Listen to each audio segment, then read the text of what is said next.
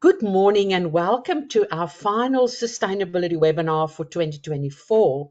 Now we are ending the year on a high. We're ending with a brand new legislation, AASB, or new legislation and new standard, AASB S2, climate-related disclosures in Australia. So as always, I'm joined by Kevin Frohbus, our advisory partner based in Sydney, and the two of us have been partners together for these webinars on nearly 9 years now, Kevin, whether it's IFRS webinars or sustainability webinars. So thank you for all of that and for tolerating me, working with me for so long. It's good to see you, Aletta, and hello everybody to the last webinar of the year. Hopefully you're all winding down, and we'll be brief. Um, we would like to acknowledge the traditional owners of the land on which we meet today and pay our respects to elders past and present. And we extend that respect to Aboriginal and Torres Strait Islander peoples here today. Also, I would like to remind you that BDO Australia has published our third voluntary sustainability report, the 2024 report. It was published end of October. You should read it together with our audit transparency report, our modern slavery statement. Beautiful document, please have a look. The purpose of today's webinar is to round out the year, end up with a new legislation, the new standard, but also to ask a very important question. Are you ready for mandatory sustainability reporting, which means climate reporting from 1 January 2025? And if not, please register for our sustainability webinars for 2025. If you look at these topics, so it's the 12 months of the year, if you look at these topics, our absolute number one overarching focus for 2025 webinars is to work through AASB S2, the mandatory new sustainability reporting standard in Australia. We'll start with, are you ready? We look at a little bit the voluntary standard in February, but then we will unpack AASB S2 in great detail during the course of the year. We'll wrap it up with, how do we bring it together in November, maybe do a dry run, and then also how do we make sure that all of this is assurance ready. Now, we won't keep the assurance aspects to December. It will be a summary of the assurance aspects that we've covered right through the year. Everything we do around AASB S2 is focused on getting you assurance ready around those disclosures outlined in AASB S2. So please join us for that very exciting journey next year. Now, as I've said earlier, Kevin and I also have been running monthly IFRS and corporate reporting webinars. Next year is our 9th year. Please share with your finance team, CFO board. Please join us. We'll be looking at some interesting things in March. We look at power purchase agreements. We'll look at leases as always. We look at an update on sustainability reporting in May. So there's some really interesting stuff. October, we're looking at accounting for Australian carbon credit units. So you can see there's a lot of similarities, interaction in what we present on in the monthly sustainability webinars and the monthly IFRS and corporate reporting webinars. And we hope you can join us for that. Now, for today, we're looking at a very high level flyover of AASB S2 as we kind of set the scene for the whole webinar series for next year. That's really what we're doing. So we start with an overview of the TCFD recommendations. We look at a bit of an introduction to IFRS S2 and AASB S2. We look at an overview, and then we look at each pillar. The first pillar, governance; pillar 2, strategy; pillar 3, risk management; pillar 4, metrics and targets. And then we do a comparison of IFRS S2 and AASB S2. There's actually one key difference, and we'll focus on that. And then we have a reminder around the risk of greenwashing and why we need to be assurance ready. So that's the agenda for today. So an overview of the TCFD recommendations. Why do we go back to the TCFD recommendations? Now, we know that the TCFD recommendations were really a stepping stone towards the development of IFRS S2 and AASB S2.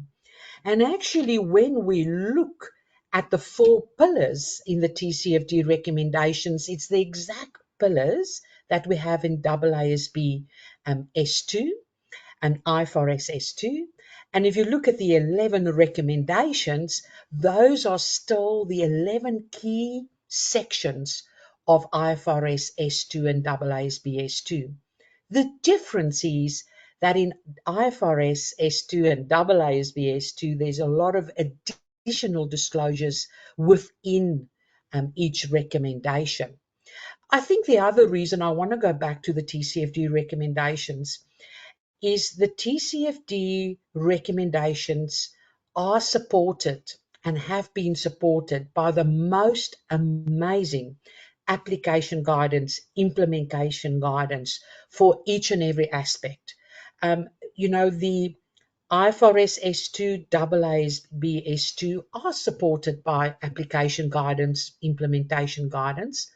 But if you really want to get down to the details on how to do scenario analysis, the details on how to do a climate risk and opportunity assessment, really the details on how to set targets, the best materials available are within the TCFD recommendations and the supporting materials.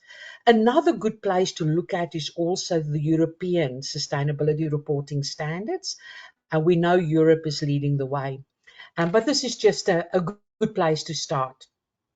If we then move on to an introduction to IFRS S2 and also AASB S2, and by the way, for this webinar, we use IFRS S2, AASB S2 interchangeably, and we'll point out the one key difference right at the end of the webinar.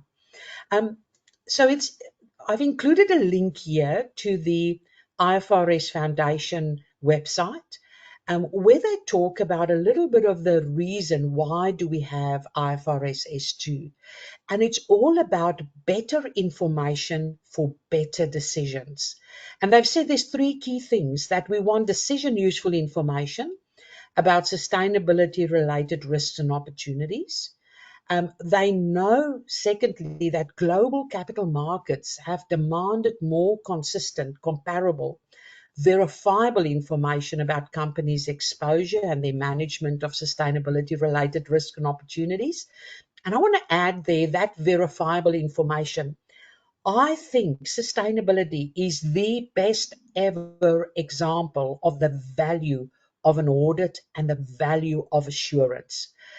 Because for many years, this information have been provided voluntarily without assurance, and not many people have paid too much attention. Now that it's mandatory and assurance will be required, the whole world is taking note, paying attention, improving systems and processes. To me, that says that our auditors do an amazing job in creating reliable information that go to global capital markets and other stakeholders. And then the third item, they strongly believe that having this information outlined in IFRS 2 will enable investors to make more informed decisions relating to providing resources to companies. So this is really that the IASB has created a very comprehensive baseline of sustainability-related disclosures, and they focus clearly on capital markets. The ISSB have built this framework on established frameworks. And you know that they've gone through a consolidation process. They know that the SASB standards, the Climate Disclosure Standards Board, the integrated reporting, all of them, including TCFD, obviously, have done amazing work for many years.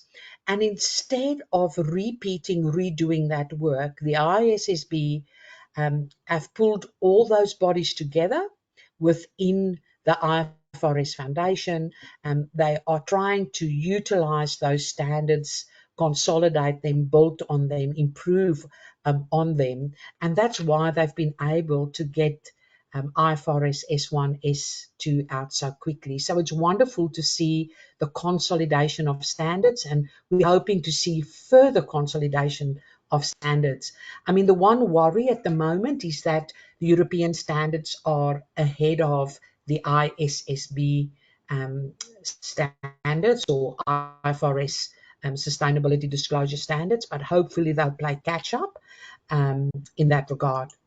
And then, as we've explained in previous webinars, very important to link sustainability reporting with financial reporting, and we are doing it very deliberately in Australia, where the blue block, you'll have your financial statements under IFRS and it will be subject to audit. We are adding the light blue block, which initially will just be climate disclosures. It is added in the annual report as a separate sustainability report. It's mandated in the Corporations Act. So the light blue block, the dark blue block, both in the annual report, both subject to assurance. And then the grey block are all the other sustainability information that you could prepare or want to disclose, and that will go in a voluntary sustainability report or a supplementary report. It could be prepared in accordance with various frameworks, for example, GRI.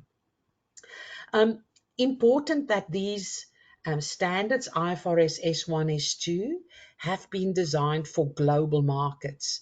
It's a global baseline of sustainability-related financial disclosures. They try and get to efficiency through interoperability.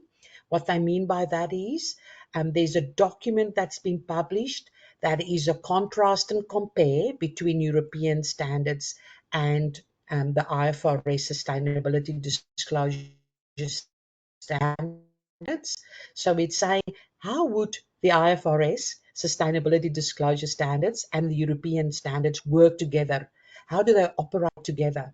It's a wonderful document. If you're operating in Europe or part of European group, that's a wonderful document to make things easier.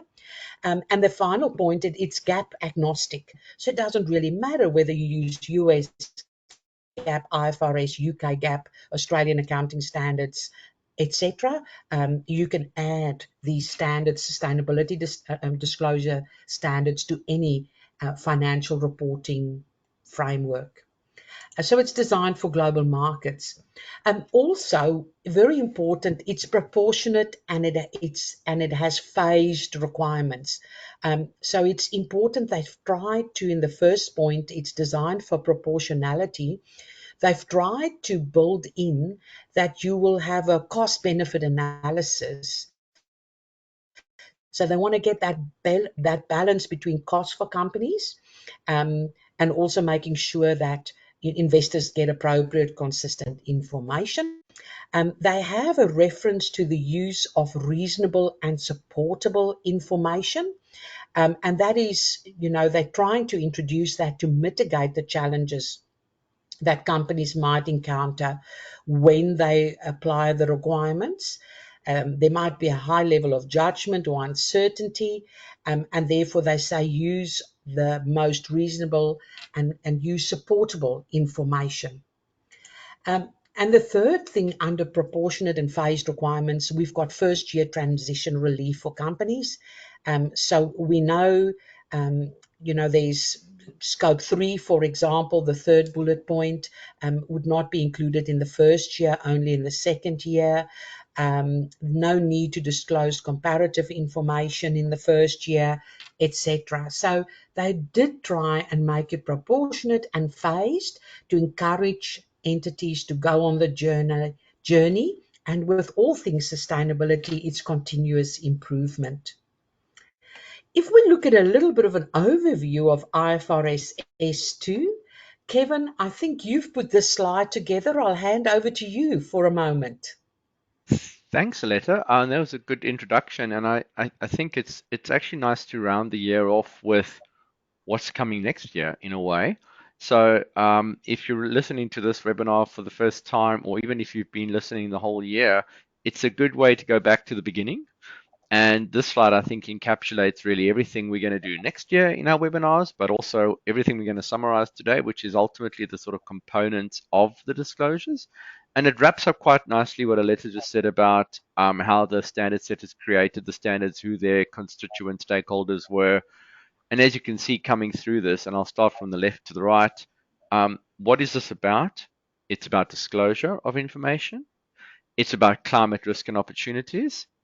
Um, and how that can be reasonably expected to affect the entity's cash flows, access to finance, or cost of capital. So there's the investor focus or the capital market focus coming through over the short, medium, or long term. And I love that first little block there because it kind of encapsulates everything you have to do when you look at climate risk and opportunity. You need term, short, medium, and long term. Organizations need to define that. You need to understand how you're exposed to climate risk or climate related risk, as well as the opportunity that presents. At what levels in the organization does that impact? And then somehow translate that into a way to measure or analyze its effect on the investor important metrics like cash flows, finance, access to finance, and cost of capital. And then build a disclosure in your financial report ready for assurance.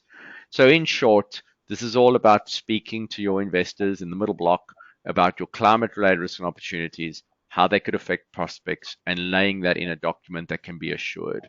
That's what this is about.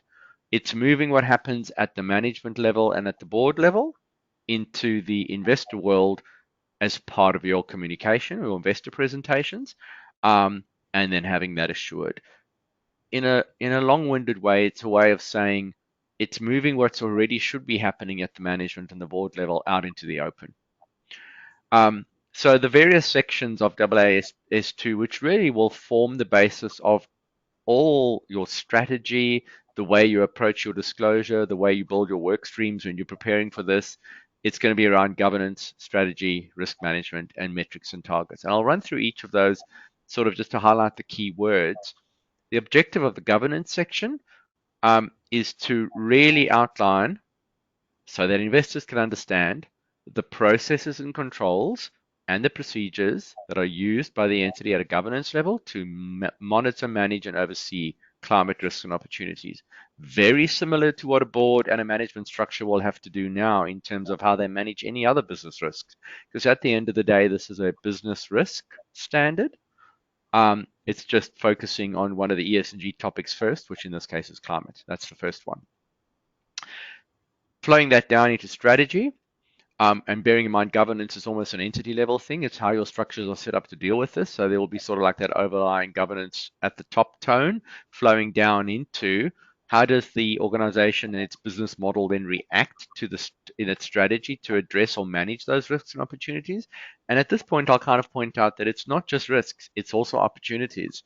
It's not just about, oh, climate risk is coming and there's all these problems. It's actually, well, what does that represent as an opportunity to the organization to address? And I'll do that in the next slide. I'll talk about risks. And then risk management is how does that flow down?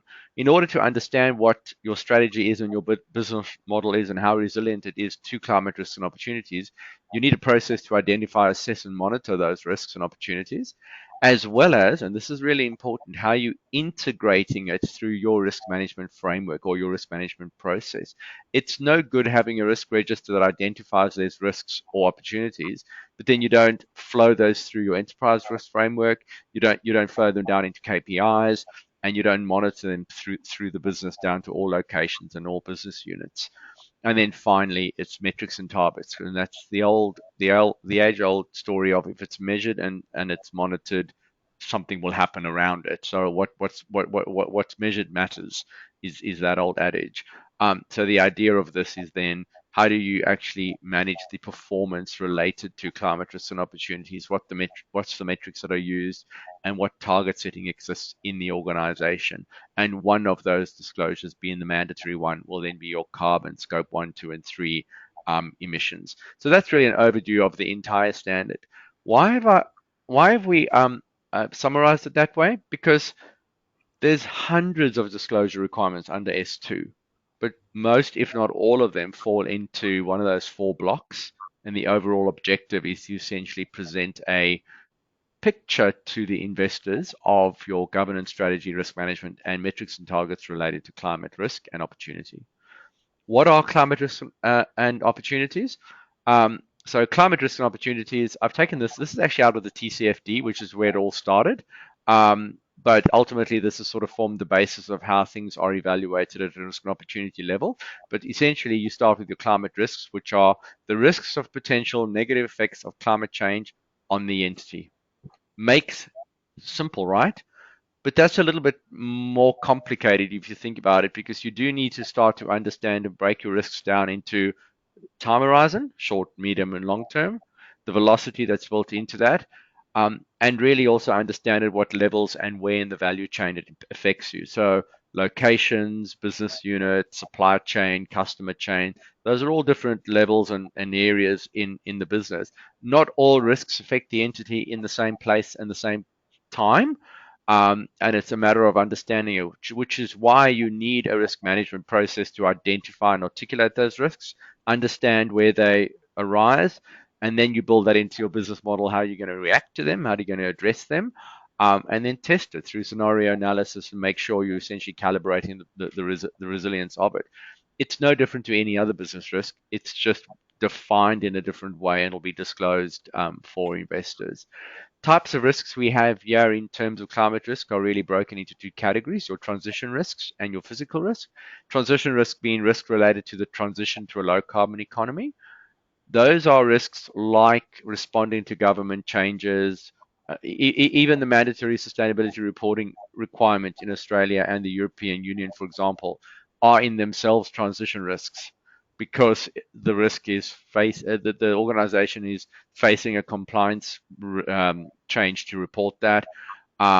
Also, investors are asking information about it. So, all of these are essentially risks that relate to a transition to a low carbon economy. The physical risks are things that manifest more in terms of changes to weather events, patterns, temperatures, sea levels, and so forth. And they can be acute or chronic type of risks. And then they are further broken down into things like policy and legal risks, technology risks, market risk, and reputation risk. All of these things affect ultimately access to capital, access to people, and access generally to the things that your investors provide, shall we say. But they're broken into different types of risks because businesses would react and address those risks in different ways. They would impact the entity at different levels, and they would have different time horizons. So that's how you start to kind of analyze them and measure them and break them up. On the flip side is, what is the potential positive effects arising from the effects of climate change on the entity? And those are your climate related opportunities. So on the left hand side there, we have things like resource efficiencies opportunities using recycling, energy sources, for example, using solar panels instead of buying it off the grid, how you might actually change your mix of products, and develop strategies and adaptation strategies to deal with that. And whether that actually just presents new markets as well as the ability to participate in new programs. All of these things are opportunities. They might change the cost base. They might actually find new markets and increase your revenue. So it's not all downside, it's also upside, and it's about articulating that and how the organization adapts to it, but grabs the opportunities to ultimately drive investor outcomes. And these are the ways you start to organize your disclosures, or at least start to identify your risks and opportunities. And then finally, on the next slide, I think Aletta kind of broke this down, is putting it into sort of different categories. And Aletta, you can get some commentary on here as well. But if you start to think about the standard, it's not just a laundry list of disclosures, although it perhaps reads that way. But at the end of the day, there's sort of some really key areas where this is focusing. Governance at various levels. Governance level being the board, let's say, the various committees down to management. Everybody's got different responsibilities. How those risks then are identified and how they impact strategy, how they drive the strategy at the board, how that flows down into management, how management is using it, the risk frameworks and the risk identification to essentially measure and monitor the resilience of that strategy and report back to the board, and what in terms of the strategy, how that then drops into the effects on the financial statements. Because it's important to recognize, and this is where the link to the financial reports come in, that ultimately all of this is meant to actually drive a dollar figure where you can measure and articulate the impact of this on your financial statements and your prospects. So you can talk to your investors. So this is ultimately going to lead to things like developing systems and processes to measure and capture that information in a financial way. Risk management, we've spoken about processes and resource scenario analysis and how that's integrated into your overall risk management process. This shouldn't really be news to anybody who works at an organization at the executive or in the management level. These concepts aren't new, they're just applied to climate and climate risk. Then down to your metrics, and there you see your scope 1 and 2 and other metrics and targets. So these are sort of like, let's say, the 6 or 8 key components under these 4 areas where disclosures would emanate from the actions and the processes that the organization has taken to adapt to and respond to climate. Lisa, any comments on that before I give you back to deal with each section? No, that's fantastic. I think, Kevin, it's to put it all on one slide, as you've done, really brings it all together. It's a one-pager of IFRS S2, AASB S2. In the rest of the webinar, we're kind of unpacking it a little bit. And next year, we're going to really unpack it into 1 hour webinars on various aspects. I think if I actually go back, when we scheduled the webinars, you can see there's 11 sections here, and we've got 12 webinars for the year. So we really take a lot of time to unpack each section over next year and try and give you as much as possible guidance on how to put it together for your organization. So thank you for that, Kevin. If we look at that first pillar around governance, as Kevin said, at a governance level, we look at 2 aspects. The one is at a board level, who's responsible, and how often do they meet, and what's their charter, and also at an executive or a management level, who's responsible, how often do they meet, who do they keep, who do they have to keep informed? What are the skills and competencies required for everybody in the governance area? What are the controls, the procedures, etc.? So governance really important. 2 key aspects, one at a board level and one at a management level. And then you have to disclose all of this in great detail as required by the standard. I think this is an interesting snapshot from the summary provided by the ISSB, and that is that the IFRS S1, the voluntary standard, emphasizes that a company is required to provide information that enables investors, so capital markets, to understand the connections between various sustainability risks and opportunities. And that information includes climate-related risk and opportunities. And when a company uses the same governance and oversight processes for different sustainability risk and opportunities, it would also integrate its disclosures on governance. And to me, that's really important. When we are helping clients, we are saying to them, please don't set up governance processes and systems for climate-related disclosures, which is sitting completely different to the governance systems and processes for other sustainability-related topics. Because if you do it that way, you will end up with a governance system and a process for 25 different sustainability-related topics as it evolves over the next 5 to 10 years. In our view, it's important to set up a governance system and process that deals with all sustainability related topics, number one, and therefore you can be agile and incorporate further topics in addition to climate change over time. And number two, to integrate this governance around sustainability related topics into your existing governance frameworks and systems. So we do not want governance for financial aspects and governance for sustainability aspects sitting next to each other. It should be in one system. So that's and therefore we agree with this comment by the ISSB.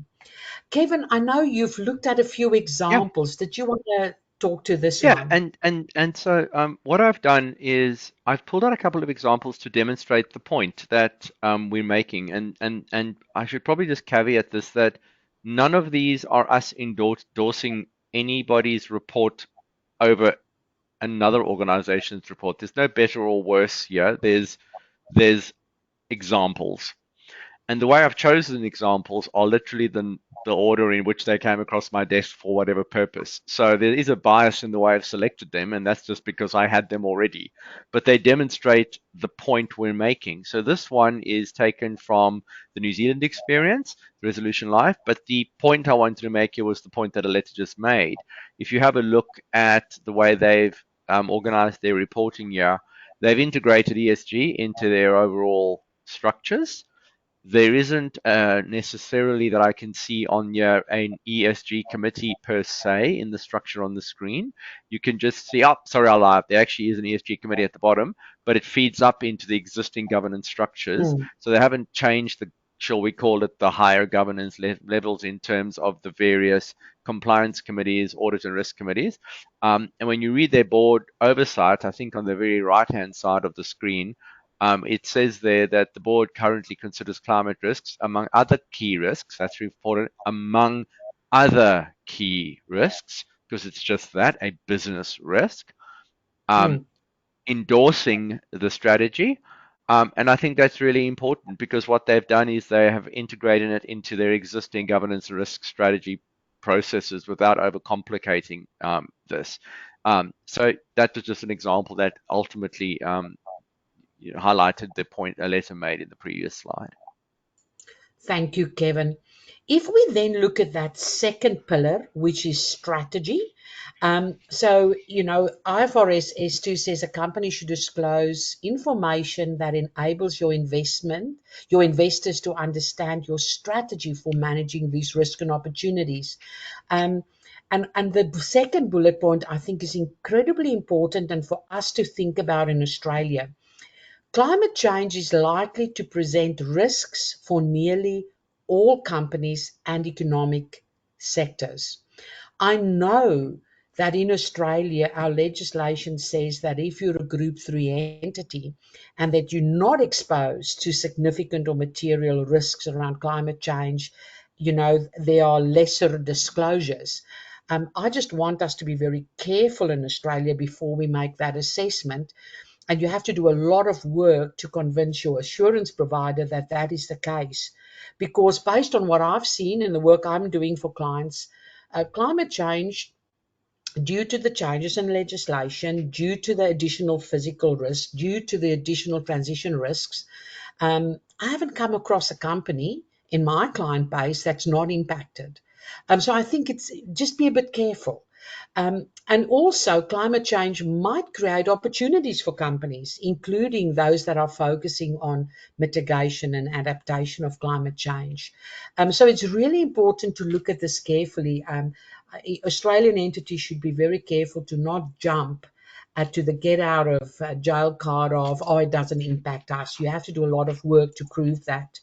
And then also, it's really important that climate related risk and opportunities, it's just another business risk, as Kevin said, and therefore similar to other business risks. If an organization identifies business risks, organizations immediately start to think, how do we mitigate these risks to our business? Organizations think, how can we turn them into opportunities? Are there opportunities, and how do we explore these opportunities in our strategy? So I think it's really important that this is just another business risk. There's a need to disclose your impacts on your business model, how you're going to mitigate it, what are your plans to get to a lower carbon economy, and what are your climate related targets, and how are your plans being put in place to get to those targets. So yes, it's risks will impact your strategy. Opportunities will impact your strategy. Again, another example, Kevin, that you want to Yeah, touch on this? very quickly, and also happens to be Resolution Life again, which I picked up. What I actually liked about this one is on the left-hand side is actually out of one section of the report. The little boxes with the green heading actually aren't in the same place as this. So I've pulled it from two separate parts of the report, but the organization outlined very clearly in one block our strategy. So before we start talking about climate risk and opportunity, like, let's remind you what our strategy is. And if you read that, it's acquisition strategy, growth through returns, and focused on essentially improved returns and growth in revenue through an acquisition strategy. What I liked about that is it was clear in a short summary, here's our strategy. Because then later on in the report, you can start to say, how does climate risk and opportunity impact that strategy? So you can see this doesn't have to be really hard. It can be simple as, here's what we're doing, here's what we're doing generally. Hello, investors, this is what we're trying to achieve and how we're trying to achieve it. And now, here's what happens if there's an orderly transition to a low carbon environment, and we've got a transition risk impact on reputation and a transition risk impact on markets. And by the way, there's actually other impacts. I'm once again not trying to give a full picture for this company. I'm just giving an example. And we talk here in those boxes about the opportunity. We also talk about the risk. We put a timeline on it. This is when it could happen, short, medium, and long term, and the impacts. And the impacts in this case are investor-driven impacts. They talk about the impacts on the acquisition strategy, the returns, the growth in revenue. So translating these opportunities into investor information. And then again, continuing on the theme on strategy, very important to link climate-related risk and opportunities to your financial position, your financial performance, and your cash flows. And we've put in a few examples here. So, for example, a company might disclose how asset impairment was affected by its strategy for managing transition risk. Or maybe the company could disclose how an investment in new technologies impacted was reflected in the statement of financial position and will enhance their ability to pursue a climate-related opportunity. You're also required to explain the anticipated effects of climate-related risk and opportunities over the short term, the medium term, and the long term. So it's important that we say, as we transition to a lower carbon economy, we expect increased revenue from certain products and services, or we expect increased cost around certain climate adaptation or mitigation. We think it might be, additional cost, especially over the medium term. So bringing that short, medium, and long-term lens is also really important. Again, Kevin, a bit of an example. It's just another example of an organization, but it's linking it to the financial impacts. This is actually from 2022, so this is not AASB S2. It's TCFD more likely, and maybe some other frameworks thrown in. But the idea of this is just to kind of demonstrate at the bottom of each of these tables how, in this case, the potential risk on climate change at each of their location clusters is impacted by things like bushfires and drought. And notice it's starting to move to that financial impact. So you can see the heading there, potential adverse EBIT impact. There's the link to the prospects. This is the investor information. How does this risk and this exposure translate into a number on our balance sheet? Now, I imagine at some point in the future, this would go from just a significant or moderate to actually putting a number to it, or a range of a number on how our EBAC be impacted. This is also bringing the concept of scenario analysis into account, which Aletta's got on the next slide. So I'll give back to her to talk about scenario analysis. And I think important to consider, that we have to look at the different scenarios. So a scenario is not our prediction of a future, but it is saying we are thinking there's not it's not going to be business as usual. There's a number of different things that could potentially happen. I think about a scenario analysis as a what if. What if, um, climate change or the changes are restricted to 1.5 degrees Celsius? What if climate change, is not managed and we get to a 3 degrees Celsius increase? So it's a what if. Scenario analysis is a what if. So they want us to not just disclose business as normal, but they want us to do a few what ifs. Important in Australia, and we'll unpack next year, is that in our legislation, we are forced to look at least two scenarios. You can do more. So the one scenario in our legislation is around 1.5 degrees, and then a more catastrophic scenario, more than 2.5 degrees. So that is the what ifs. What if this happens? What would that do to our business, our prospects, our asset values, our revenues, and our business in general? Another example, Kevin. Yeah, and that's taken from the resolution. Again, I just actually added in they had little blocks in their strategy about the impact on climate risk and opportunity in an orderly transition, and then they started to actually show what that would happen under the various scenarios. So that's where the color coding is coming in. I thought that was at least a visual demonstration of how to keep track of where the messaging is, because there's a lot of what if in here, and they're trying to isolate the different what ifs into green, orange, and red, so you can Yeah. understand the what ifs on strategy, opportunity, the impact on the revenue numbers, and the long-term time horizon, for example. If we go on to the next section where we look at risk management, I would say the biggest thing around risk management, again, it's similar to governance, is to not create a risk management system around climate related risk and opportunities that sits outside your normal enterprise risk management system. The best way to do this is actually to say, what is our existing enterprise risk management system? And how can we embed in that climate related risk and opportunities? Because it's the normal thing. If you look at climate related aspects, what are the inherent risks? What are the controls that we already have in place? What's the residual risk? What is our risk appetite around those climate residual risks?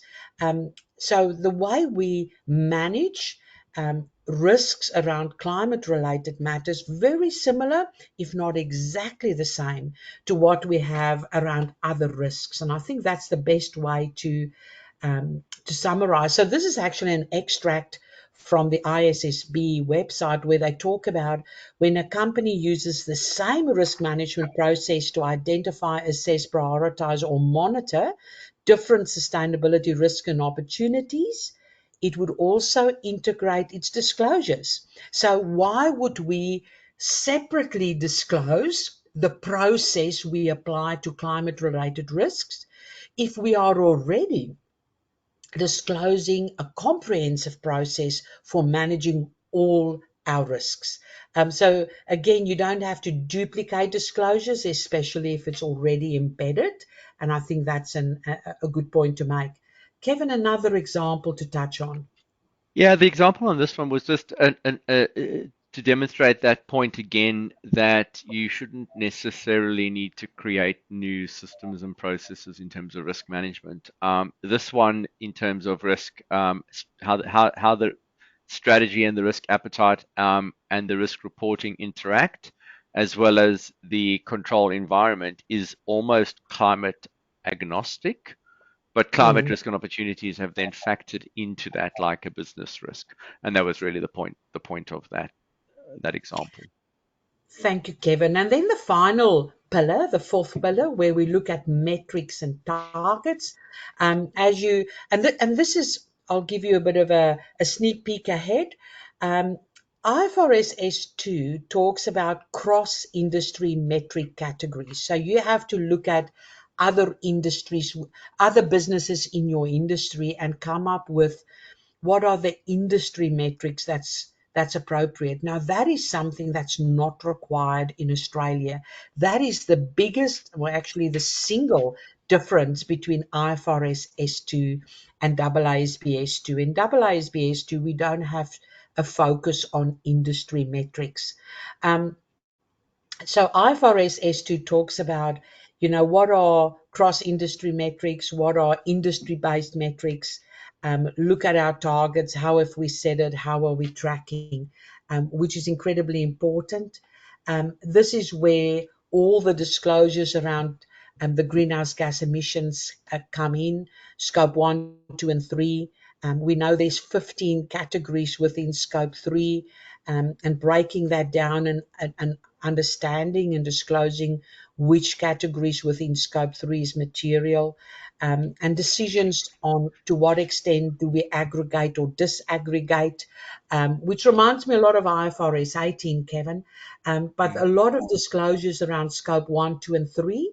And then again, a statement from the ISSB saying that a company's measurement of scope 3 greenhouse gas emissions is expected to include the use of estimation, and its use of estimation is in bold. And this is something that finance teams and accountants are grappling with. This is more estimation than we used to. I know financial instruments and determining fair value under IFRS 13, there's estimation required. And I know we use estimation around expected useful life of assets, etc. I would like to say there's a new level of estimation. There's a lot of uncertainty, a lot of estimation, but it's critical. And you cannot say because I estimate, because I apply judgment, I can get away and not do it. It's important to do it, to disclose your estimates, your judgments. And again, then the third paragraph, a company is required to use all reasonable and supportable information that is available at the reporting date without undue cost or effort when selecting a measurement approach. And that's interesting. When we look at scope 3, you know, sometimes it just gets way out of control to estimate the emissions. And I'll give you an example. Under downstream emissions in scope 3, you often have to look at what your customers are doing with your products that you provide to them. So what additional processing do they do? How do they use the product? And sometimes if you only have a small number of customers, you have a chance of estimating what they do with your product. But if you've got hundreds or thousands of customers using your product, undue cost and effort becomes an issue at that stage. And then you would disclose that you've drawn a line in the sand at a particular point. So there is some reasonableness built into measuring your scope 3 emissions. Kevin, an example from BHP. Final example is this is actually not out of a AASB S2 or even a TCFD report. This is just a fully disclosed calculation methodology for BHP. And I know that when Aletta and I do these engagements, our clients get something similar. But why I'm putting it on here is so you can go in your own time. And this is 3 separate pages. I'll also put the contents there. If you want to get an idea of how you build up the estimation, how you build up the methodology, how you make choices in your measurement categories, it's a pretty comprehensive document to get an idea of just the extent of measurement methodology choices and reasonable estimation choices that need to be made in an engagement like this. Thank you very much, Kevin. Finally, a comparison of IFRS S2 and AASB S2. What they've done really handily at the end of AASB S2, they flagged the paragraphs that's been deleted in AASB S2, and it's deleted from IFRS S2. And what you'll see here, we're talking about 3 paragraphs on this slide and 2 paragraphs on the next slide. So 5 paragraphs have been deleted, and all of them include industry-based guidance. Paragraph 12, you don't have to do this. You don't have to look at industry-based guidance and topics. Paragraph 23, industry-based guidance. The same with paragraph 28b, talking about industry-based metrics.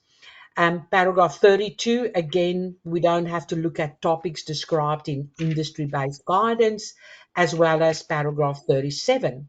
So you can see AASB S2 and IFRS S2 are the same, with the one exception in that AASB S2 don't require that reference to industry-based guidance. And that then continues through the appendix, where they talk about disclosure topics. Industry-based guidance often covered in the SASB standards, and the same in the application section. So it's that industry-based section, and that's not included. If you look at the risk of greenwashing, the way to deal with the risk of greenwashing is to look at assurance. And I thought we've previously discussed a little bit of assurance over your carbon footprint. Now, you have to measure your carbon footprint under the Greenhouse Gas Protocol, which is a huge body of work and also currently being reviewed. So the corporate standard, the value chain standard, and a lot of other specific guidance. So you have to get your head around all of that. Important to make sure you pick up all the common sources of greenhouse gases, and there's 7 defined in the Greenhouse Gas Protocol. No other ones, but you have to pick up all 7 of these. And BDO has developed a BDO Global Carbon Accounting Methodology, a 10-step methodology, which really codifies the greenhouse gas protocol into a nice system and process, and it amends and adds to it because the greenhouse protocol has not been updated for the latest accounting standards. And this is what we cover and share with all the attendees in our carbon accounting masterclasses. I've also put in some high-level comments around assurance. If it's not documented, it's not done. So do you have did you pick up all the greenhouse gases? Did you ensure compliance with the greenhouse gas protocol? Did you do a boundary setting document? Did you do a basis of preparation? Did you reconcile your data back to your general ledger? If you use technology, did you make sure that it's not a black box, and do you have a good audit trail? So just some things to think around. And then if you look at the other climate-related disclosures, so not just carbon, but the other things, all these disclosures that we've talked about today, in the 4 pillars, you really need to conduct a climate risk assessment. You need to prepare a scenario analysis. You have to conduct financial modeling. So those are projects that I've marked here in the red block that you have to do to generate the data to disclose. The things you have to disclose around climate risk assessment and scenario analysis and financial modeling, often, I would say 99% of the time, don't already exist in your business. So these are the projects that you have to run to generate them. So you can see in our top stream, we look at all the things you have to do around your carbon footprint and targets. That is pillar 4. But for pillars 1 to 3, that red block are all the projects you have to run to generate that data. So it's just a reminder. And then when you do the scenario analysis, our Treasury law amendment, the amendment to the Corps Act, gives us 2 scenarios that we have to consider: an increase of 2.5 degrees or higher, and an increase around the 1.5 degrees. I would like to end the webinar with how BDO can help. So please reach out to us if you're looking for assistance around carbon accounting, sustainability reporting, mandatory or voluntary. If you're looking at strategy and decarbonization strategy, or if you need sustainability assurance over any of these documents. Our advisory team, Kevin and I, and our advisory colleagues provide all the carbon sustainability reporting and strategy services. And our audit partners, our normal audit partners, many of them already been accredited to provide sustainability assurance services.